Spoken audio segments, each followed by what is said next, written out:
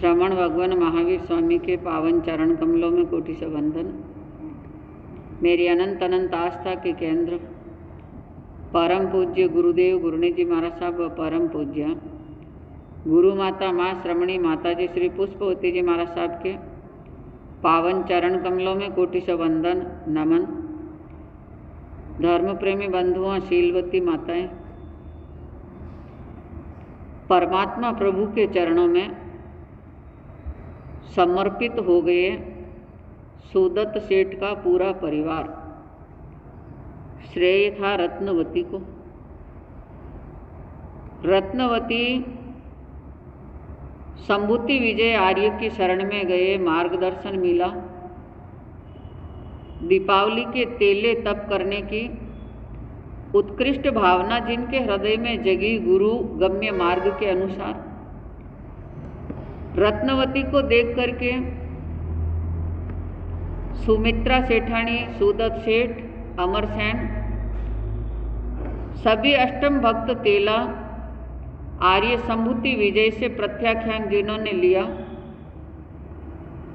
जैसा जैसा मार्गदर्शन बताया उसी के अनुसार अपने इतने बड़े भवन में एक तरफ के कक्ष में चारों ही आत्माएं ध्यान साधना में बैठे हुए नवकार महामंत्र का स्मरण करते जा रहे।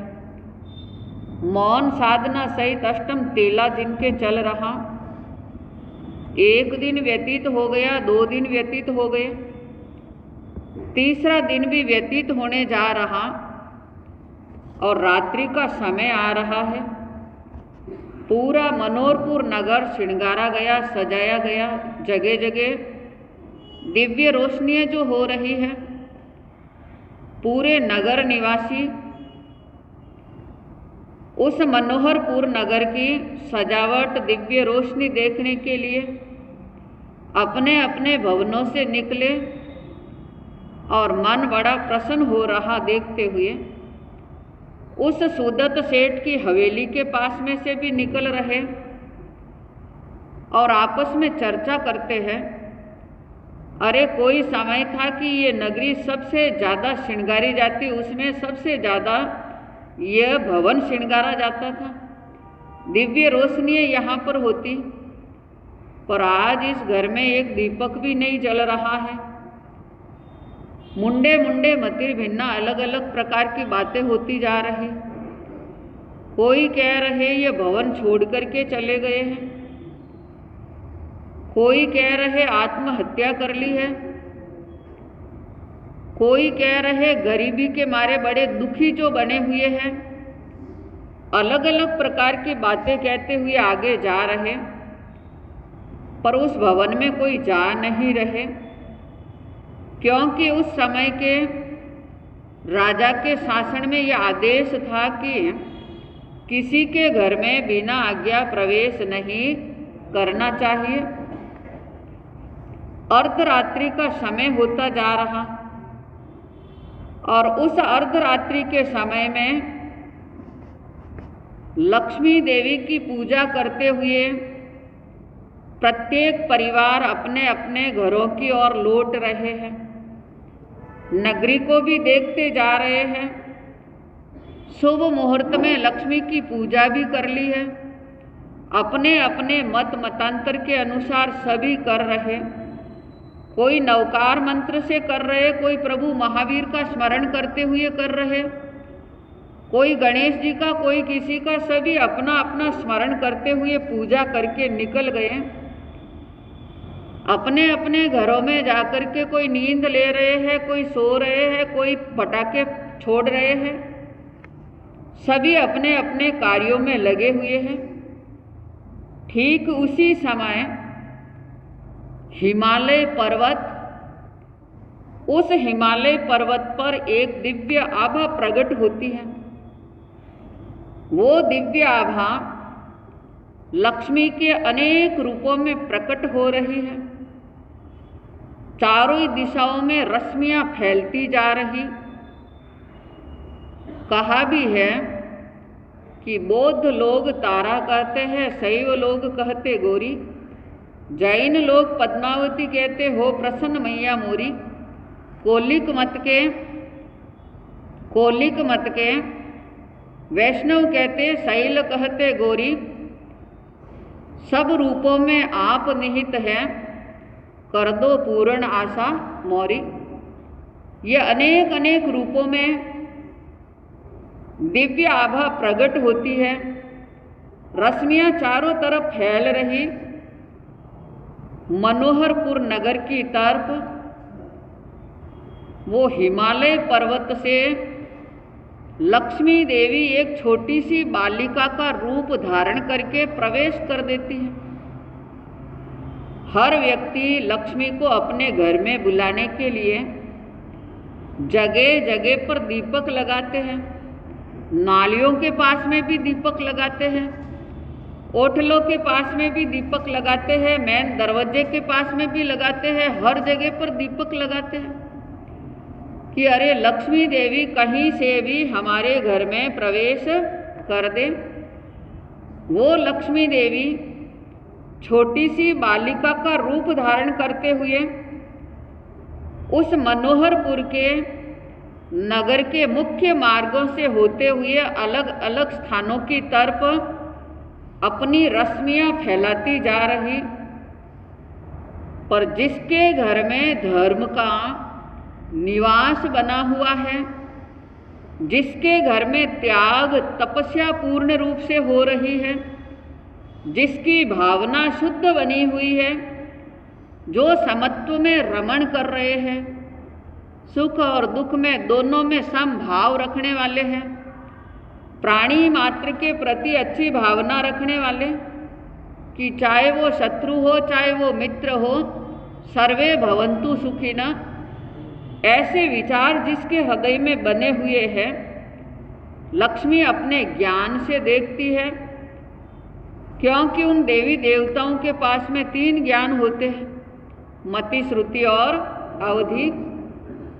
उस ज्ञान से देखते हुए आगे से आगे वो रश्मियां फैलते फैलते जहाँ पर मध्य मार्ग के मध्य में सूदत सेठ की बड़ी हवेली आई हुई है, द्वार खुले हुए हैं, अंधेरे से घिरा हुआ है घर, पर उनके मन में बड़ी प्रसन्नता हो रही। लक्ष्मी देवी के मन में उनके घर में प्रवेश कर देती।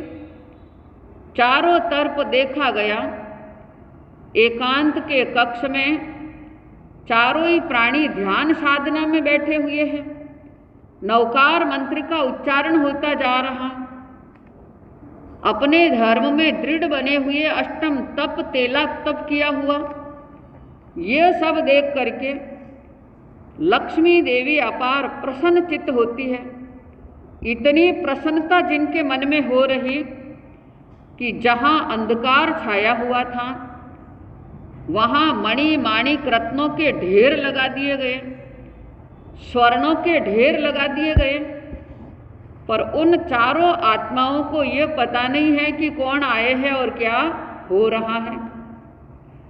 इतनी अपनी आत्म साधना में लीन बने हुए जहाँ अंधकार छाया हुआ था वहाँ उस भवन में दिव्य आलोक हो गया है। जो जो व्यक्ति अपने अपने भवनों में झरोकों में से चारों ओर जो देख रहे हैं, उस भवन की ओर दृष्टि पड़ती है श्रेष्ठियों की कि अरे ये क्या हो रहा है। अभी तो उधर से निकले तो एकदम भवन में अंधेरा था, एक दीपक भी नहीं जल रहा था, पर अब ये भवन पूरी नगरी में भी ऐसा कोई भवन नहीं कि जो इतना दिव्य आलोक हो रहा है। ऐसी दिव्य आभा इस भवन में किस तरह से हो गई। जिज्ञासावश अपने अपने घरों से निकलते हैं और उस भवन की ओर आ रहे सैकड़ों लोग भाग इकट्ठे हो गए। सब बाहर से देखते जा रहे। ये देखते देखते मन में विचार आ रहा है कि अरे इस समय सूदत सेठ होता तो मन में कितना प्रसन्न हो जाता, कितना खुश होता। कुछ कहने लगे बेचारा 1 साल के पहले, कुछ समय के पहले डाकुओं से लूटा गया, ऐसी स्थिति हो गई, पता नहीं कहाँ चला गया, भिखारी की तरह बन गया। तीसरा श्रेष्ठी कह रहा कि अरे भाई भिखारी क्यों कहो, क्योंकि वो किसी के दरवाजे पर आकर के उसने हाथ नहीं फैलाए। अपना स्वाभिमान कायम जिसने जो रखा है। और यहाँ तक देखा कि अमरसेन उनका पुत्र हमाली का काम भी किया और अपनी आजीविका चलाने का कार्य जो किया, स्वाभिमान को कायम रखा, कहीं पर भी हाथ उसने नहीं फैलाया। इस तरह से बातें करते करते अनेकों व्यक्ति इकट्ठे हो गए हैं। पर 5-10 श्रेष्ठियों ने सोचा कि इतना दिव्य आलोक हो रहा है, लक्ष्मी देवी की अपार कृपा इस घर पर हो गई, ये सूचना राज दरबार में देनी चाहिए। राज दरबार की तरफ 5-10 श्रेष्ठी मिलकर के जाते हैं। राजा को सूचना दी कि उस सुदत्त सेठ के घर में दिव्य आलोक हो रहा है, ये सारी जानकारी दी। राजा बड़ा प्रसन्नचित्त हो रहा है कि लगता है कि लक्ष्मी देवी की वापस कृपा उस घर पर हो गई है। राजा स्वयं हाथी की सवारी से वहां पर पहुंच जाते हैं, क्योंकि राजा है वो कहीं पर भी जा सकते हैं, उनके लिए कोई प्रतिबंध नहीं होता है। सीधे उस भवन में प्रवेश किया, देखा कि इतने हीरे पन्ने माणिक मोती मणिये जिनका चारों तरफ इतना उजाला फैल रहा है, दिव्य आलोक आभा हो रही है, स्वर्णों के ढेर लगे हुए हैं, पर सुदत्त सेठ कहीं नजर नहीं आ रहा। आगे बढ़ते बढ़ते एक कक्ष की ओर जा रहे, देखा कि चारों प्राणी उसमें ध्यान साधना में बैठे हुए नवकार मंत्र का जाप करते जा रहे हैं। अपनी दृढ़ता इतनी कि वो किसी के भी चलाने से चलने वाले नहीं हैं, अडोल अकंप की तरह बैठे हुए हैं। राजा देखते हैं, मन में विचार आया कि लगता है कि ये पुण्य प्रभाव इनकी साधना का ही है। ये दिव्य साधना में बैठे हुए। राजा स्वयं वहाँ पर पहुँचे और सैनिक भी वहाँ पर आए पहरेदारी के रूप में। पूरी रात्रि व्यतीत हो जाती है। प्रातःकाल सूर्योदय का समय होता और सूर्योदय के समय में सबसे पहले रत्नवती अपनी आंखें खोलते हुए नमो अरिहंताणम बोलती है। उसके बाद में सुमित्रा सेठानी, सुदत्त सेठ, अमरसेन सभी ध्यान साधना से उठते हैं। देखा तो घर में दिव्य आलोक फैला हुआ है। राजा स्वयं वहाँ पर पहुँचे हुए हैं, कई सैनिक वहाँ पर आए हुए हैं, बड़े बड़े श्रेष्ठी भी आए हुए हैं। ये सब देख करके सुदत्त सेठ वहाँ से अपने कक्ष से बाहर आते, राजा का सम्मान किया, सत्कार किया। राजा अपने गले लगा रहे हैं और ये दिव्य आलोक देखते हुए बड़े प्रसन्नचित्त हो रहे हैं। राजा स्वयं सम्मान सत्कार उनका कर रहे हैं कि आपके घर में इतना आनंद हो गया।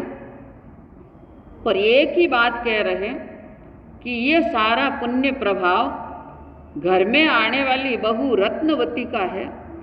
इन्हीं के प्रभाव से ये आनंद हुआ है, इन्हीं के कारण से गुरु से मार्गदर्शन मिला, धर्म की आराधना साधना हुई, ये जितने भी कष्ट दूर हुए हैं, ये सारा पुण्य प्रभाव हमारे घर में इस बहू का जो है रत्नवती सुदत्त सेठ के चरणों में नमस्कार करते हुए, सुमित्रा सेठानी के चरणों में नमस्कार करते हुए, हे माता जी, ये तो धर्म का प्रभाव है, क्योंकि पुण्यवंत प्राणी होता है वो अभिमान से हमेशा दूर रहता, किसी प्रकार का अभिमान नहीं करता है।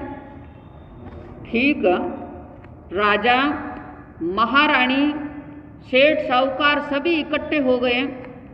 उसके बाद में रत्नवती निवेदन कर रही है परिवार से कि अष्टम तप का पारणा करने के पहले गुरु की शरण में जाना है, उनके दर्शन करने हैं, उनकी वाणी सुननी है और गुरु मार्गदर्शन देंगे, उसके बाद में ही पारणा करेंगे। धन्य है ऐसे महान परिवार को। गुरु की शरण में जा रहे, राजा स्वयं साथ में जा रहे, महारानी साथ में जा रही, अनेक श्रेष्ठी जन मित्रगण साथ में जा रहे, क्योंकि जब इतना आनंद देखते हैं तो जो नहीं आने वाले हैं वो भी उनके पास में जो चले जाते हैं। वो समय था कि दुख की घड़ियों में कोई पूछने वाले नहीं थे। आज वो समय है कि दूर दराज वाले भी उनके पास में आ रहे हैं। सेठ जी सभी का सम्मान करते हैं, सत्कार करते हैं। अपने मुख से ये नहीं कह रहे कि अरे भाई दुख की घड़ियों में तुम कहाँ गए थे, उस समय कोई शुद्ध बुद्ध नहीं ली, कुछ भी शब्द अपने मुख से कहने वाले नहीं है। गुरुदेव की शरण में जाने के बाद वंदन नमस्कार करते हैं। राजा भी बड़े प्रभावित हो रहे, श्रेष्ठी जन प्रभावित हो रहे। गुरुदेव के चरणों में वंदन करके आभार प्रकट करते हुए कि हे गुरुदेव, आपका अनंत अनंत उपकार है।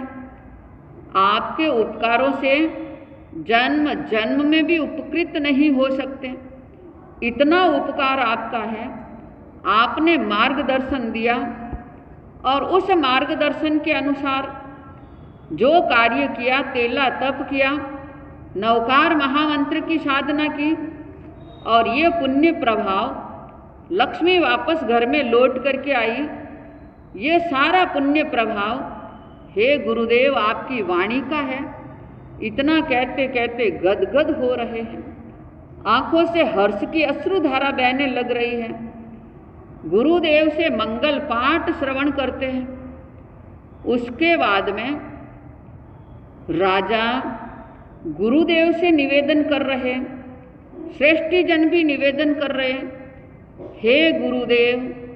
सुदत्त सेठ रत्नवती निवेदन कर रही, हे गुरुदेव आपकी वाणी सुनने के बाद में ये सारी जनता मंगल पाठ श्रवण करने के बाद में फिर पारणा करने की भावना है। राजा की विनंती को मान देते हुए संभूति विजय राज दरबार में जाते हैं। सारी सभा भरी हुई है खचाखच, पूरे नगर निवासी वहाँ पर पहुँचे हुए हैं। कहावत है दुनिया में कि चमत्कार को वही बात हो गई। वहाँ पर सारी जनता पहुँच गई राज दरबार में। संभूति विजय की वाणी चल रही है, धर्म का प्रभाव बताते जा रहे। अरे धर्म में इतनी शक्ति है, धर्म की आराधना करता है तो अपने कर्मों को हल्का बना देता है। जो धर्म की आराधना करता है तो उनके सभी प्रकार का आनंद हो सकता है। धर्म की आराधना करने से बीते हुए दुख के दिन जो है, उन दुख के दिनों को याद करते करते भी सुख प्राप्त कर सकता है। धर्म की आराधना करने से हर प्रकार के आनंद मंगल इंसान को मिल सकते हैं। अनेक अनेक प्रकार की महिमा बता रहे हैं। दीपावली तेले तप की महिमा बता रहे हैं कि यह दिन इतने शुभ होते हैं, इतने श्रेष्ठ होते हैं। कई ग्रह नक्षत्रों का योग एक बनता है। प्रभु महावीर के निर्वाण का वो दिन होता है। अनेक अनेक शक्तियाँ जो होती हैं वो शक्तियाँ भी सहायक रूप में बन जाती हैं। इसलिए इस दिन दीपावली के समय में तेले तप की आराधना करनी चाहिए, नवकार महामंत्र की साधना करनी चाहिए। जन जन को ये मार्ग मिलता है और जन जन के हृदय में श्रद्धा निष्ठा व्याप्त हो रही है कि हर वर्ष दीपावली पर तेला करेंगे, नवकार महामंत्र की साधना करेंगे। ऐसे उत्कृष्ट भाव गुरु के चरणों में जो रखते जा रहे हैं, धर्म से जो नहीं जुड़े हुए थे वो मानव भी धर्म से जुड़ते जा रहे हैं।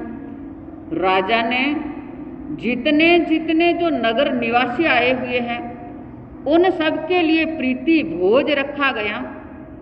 सब बड़े स्नेह के साथ में, प्रेम के साथ में प्रीति भोज जो रखा, सभी आनंद ले रहे हैं। राजा मान सम्मान सबका बढ़ा रहे, श्रेष्ठी जन का आदर सत्कार कर रहे। सुदत्त सेठ, सुमित्रा सेठानी, अमरसेन, रत्नवती, इन सबका सम्मान जो कर रहे हैं। और उसके बाद में रत्नवती सभी से निवेदन कर रही परिवार से कि आप पारणा करेंगे, उसके बाद में मैं पारणा करूंगी। धन्य है ऐसी बहू को।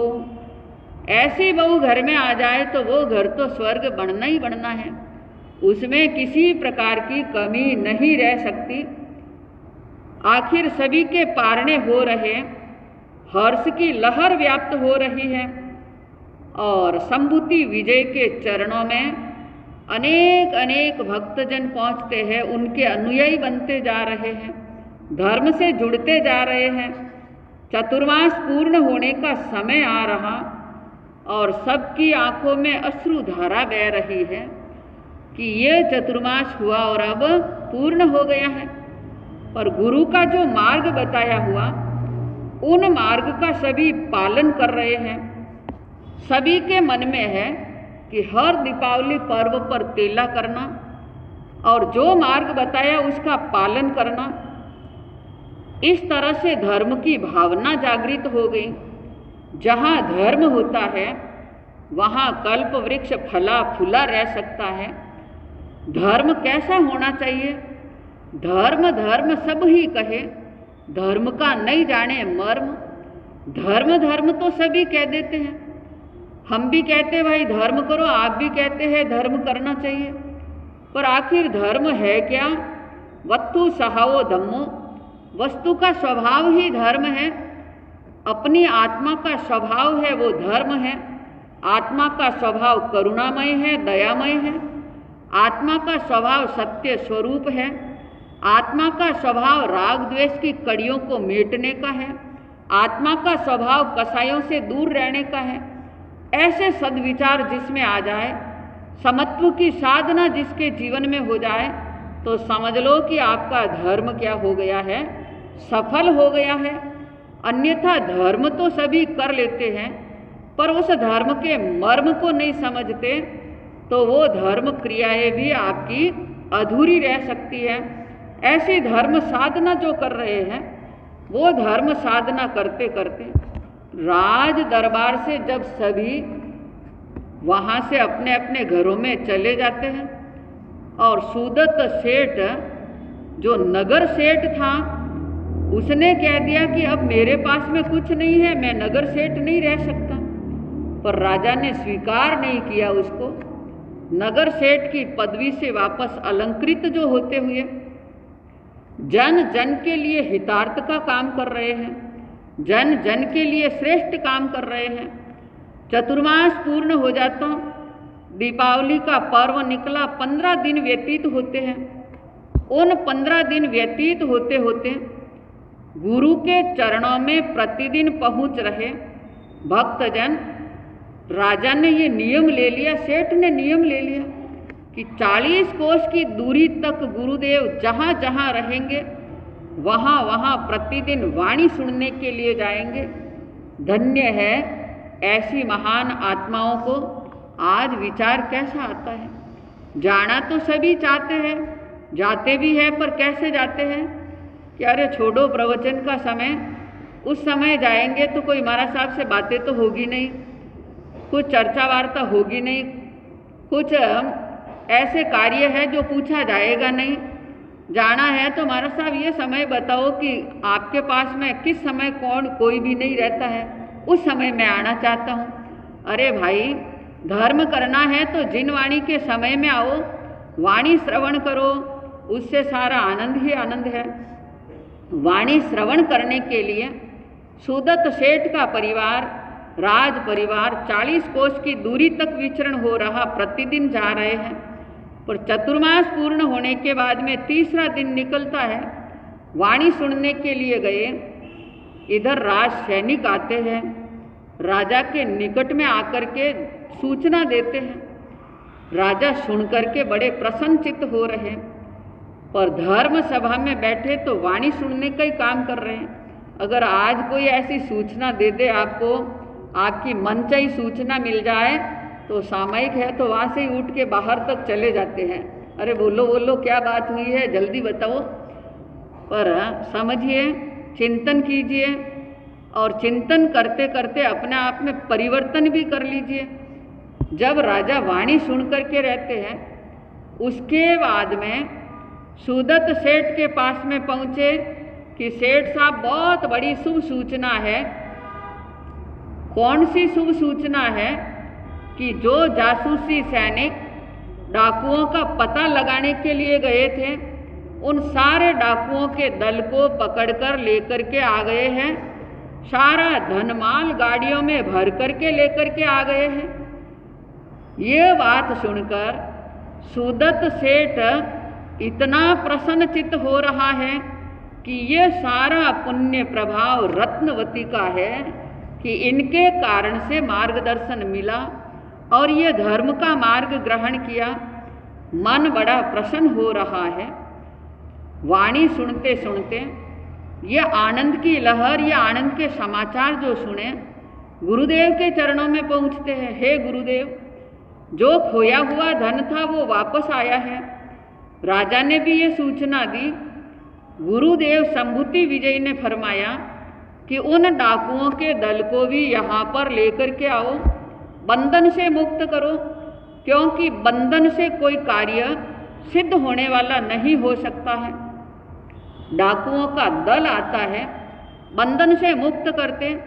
संभूति विजय उपदेश दे रहे हैं कि तुमने अनेक अनेक पाप के कार्य किए हैं, अनेकों का सिंदूर लूटने का काम किया है, अनेक बहनों के भाइयों को मौत के घाट उतार दिया है, अनेक अनेक प्रकार से उनको समझाने का प्रयत्न कर रहे हैं। वाणी श्रवण करते करते उन डाकुओं के मन में भी परिवर्तन जो हुआ कि आज के बाद में हम ऐसा कार्य नहीं करेंगे, लेकिन जो पाप किया है उन पाप के अनुसार हम दंड के भागीदारी जो बनते हैं, जो दंड देंगे वो स्वीकार करने के लिए तैयार हैं। राजा को समझाते हैं आर्य संभूति विजय कि ये दंड से नहीं, ये प्रेम से सब कार्य सुधर सकते हैं।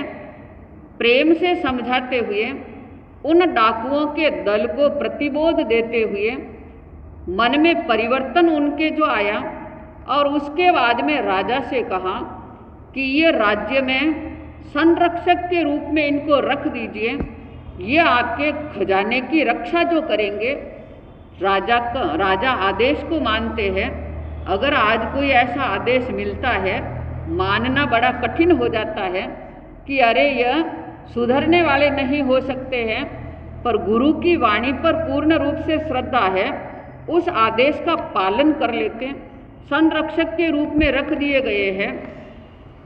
वापस अपने घर पर आ रहे, जितने में एक विदेशी उस घर के बाहर खड़ा है। पूछा गया कि आप कहाँ से आए? कि मैं कम्बू द्वीप से आया हुआ हूँ, एक संदेश मेरे पास में लेकर के मैं संदेश लेकर के आया। जब वहाँ से निकला तो एक संदेश मुझे जो दिया था कि आप भारत भ्रमण करने के लिए जा रहे हैं, तो यह संदेश मनोहरपुर नगर में सुदत्त सेठ साहब के घर पर दे देना। पत्र पढ़ते हैं, उसमें लिखा हुआ कि जितनी जहाजें माल से भरी हुई गई थी, वो जहाजें समुद्री तूफान के कारण से मार्ग विपरीत जरूर ले लिया, लेकिन वहाँ किसी प्रकार का नुकसान नहीं हुआ। जहाजें सुरक्षित पहुँच गई है सिंहल द्वीप में, कम्बू द्वीप में। ये बात सुनकर मन में बड़ी प्रसन्नता होती है कि सारा माल सुरक्षित रखा गया है, समय पर जहाजें लौट करके वापस आ जाएगी। अमरसेन आता है और पिता के मुख से ये समाचार सुनते हुए मन में बड़ी प्रसन्नता होती है। रत्नवती सुमित्रा सेठानी आती है, उनके मन में भी हार्दिक प्रसन्नता होती है कि ये शुभ समाचार लेकर के आए हैं। इन शुभ समाचारों को सुनते हुए इनके जितने भी दरिद्र है वो दूर हो जाने चाहिए।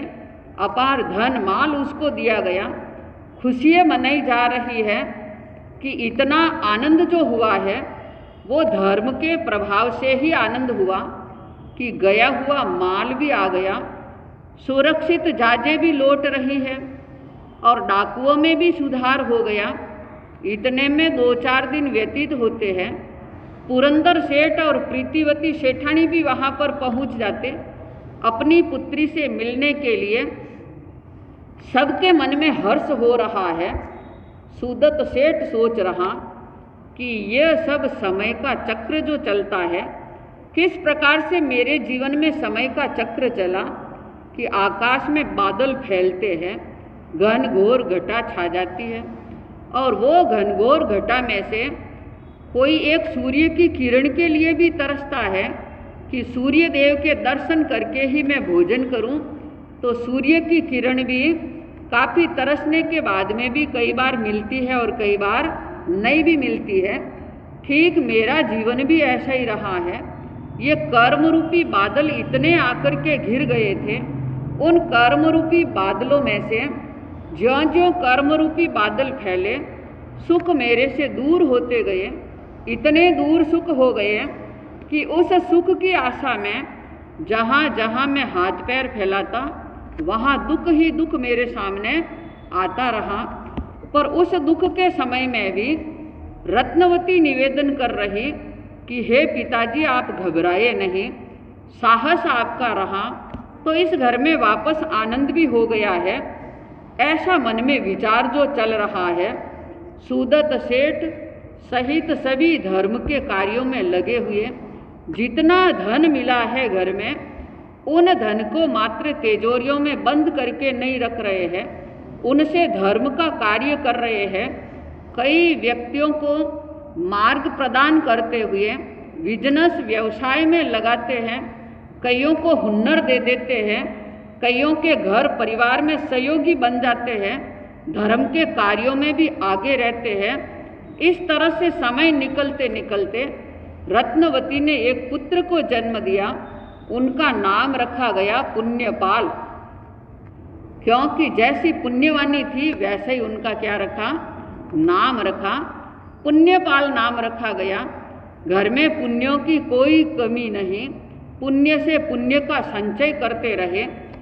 आखिर एक दिन सुदत्त सेठ सुमित्रा सेठानी के मन में विचार आता है कि ये संसारिक सुखोपभोग बहुत देख लिए हैं, अब जीवन को कुछ अच्छा बना लेना चाहिए, संसारिक मोह माया से दूर हो जाना चाहिए, अपने जीवन में धर्म की कड़ी जो जुड़ जानी चाहिए, अणगार नहीं तो आगार धर्म को भी ग्रहण कर लेना चाहिए। पोषदशाला में पहुंच जाते हैं और महीने के 6 पोषद करते हुए धर्म ध्यान की जागरणा करते हैं और सारा भार अमरसेन को सोप्रत कर देते हैं। किसी भी प्रकार के बिजनेस व्यवसाय काम धंधे घर के कारोबार में रुचि लेने वाले नहीं। कुछ समय आगे निकलता है, पुण्यशाली कुमार जो जिनके पुण्यपाल ही जिनका नाम है वो भी बड़ा हो जाता है और रत्नवती के रोम रोम में धर्म की श्रद्धा बसी हुई है। अमरसेन और रत्नवती भी पुण्यपाल को सारा भार सौंप करके वो संयम जीवन में चले जाते हैं, उत्कृष्ट करनी करते हैं। अमरसेन और रत्नवती संभूति विजय के पास में अणगार धर्म को धारण जो कर लेते हैं, संयम जीवन में प्रवेश करने के बाद में अनेक अनेक ज्ञान को प्राप्त किया, अपने जीवन को उज्जवल बनाया, प्रमाद से दूर रहे, उत्कृष्ट करनी की, देवलोक में जाकर के उत्पन्न हुए और महाविदेह क्षेत्र में भव करते हुए वो 9वें भव में मोक्ष को प्राप्त कर जाएंगे। इस तरह से ये दीपावली महान पर्व पर तेला क्यों किया जाता है और किसने तेला किया, इन 3 दिनों में आपने सुना है इस कथानक को। और ये कथानक सुनते सुनते अपने जीवन में चिंतन करना कि जीवन में बहुत खाया है, बहुत पिया है, सुख तो सभी चाहते हैं, पर सुख चाहने के जैसे कार्य भी करने चाहिए।